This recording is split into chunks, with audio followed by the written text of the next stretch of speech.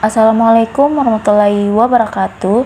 Saya Nur Hidayah dengan NIM 20090960017, Prodi Arsitektur, Fakultas Teknik Universitas Mula Warman.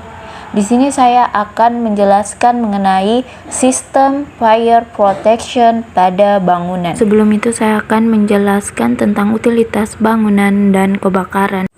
Utilitas bangunan adalah ilmu yang mempelajari tentang kelengkapan penting untuk bangunan yang mempermudah penggunaan gedung untuk mencapai kebutuhan dasar seperti kenyamanan, keselamatan, kemudahan komunikasi, kesehatan, dan mobilitas. Kebakaran merupakan suatu nyala api kecil maupun besar pada tempat atau situasi ataupun waktu yang tidak dikehendaki yang dapat merugikan masyarakat.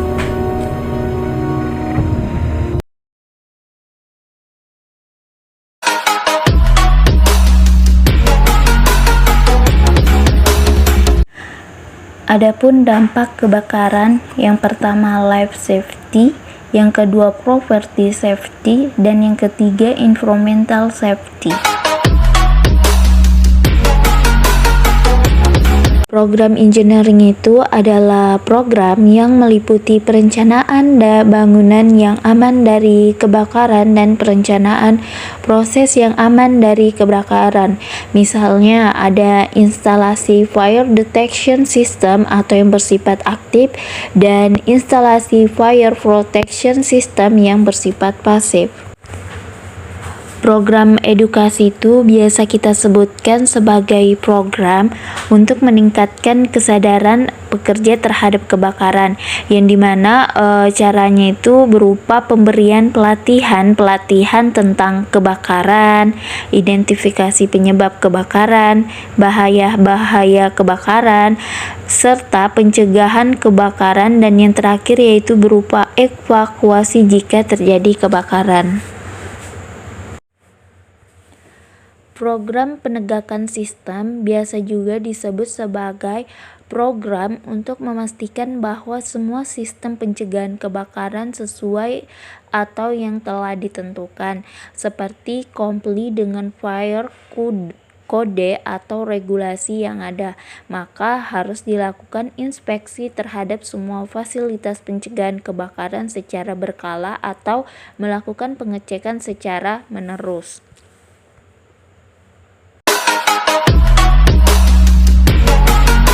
Adapun beberapa hal yang harus diperhatikan dalam sistem keselamatan. Yang pertama, bentuk pencegahan dan penanggulangan dari berbagai macam bahaya, diantaranya yaitu berupa bahaya kebakaran, gempa bumi, dan kepanikan. Yang lebih tepatnya yaitu bahaya kebakaran seperti yang saya jelaskan di materi sebelumnya. Dan yang kedua yaitu harus mengikuti peraturan Menteri Pekerja Umum, yang dimana berisi tentang nomor 26 PRT /2008.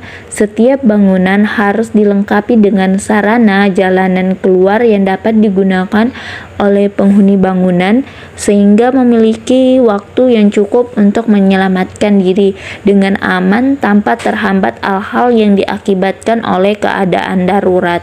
Seperti halnya ada penyediaan tangga darurat di setiap bangunan yang memiliki lantai banyak.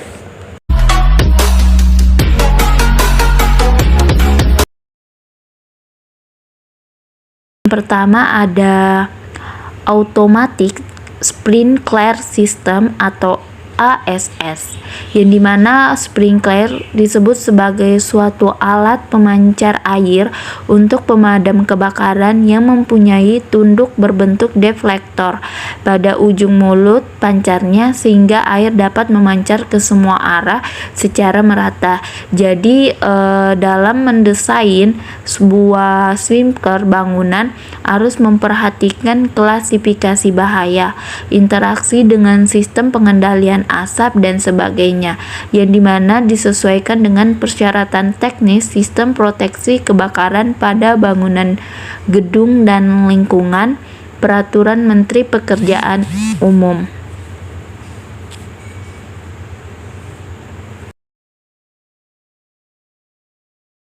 APAR atau alat pemadam api ruangan merupakan alat pemadam awal pada peristiwa kebakaran yang masih kecil.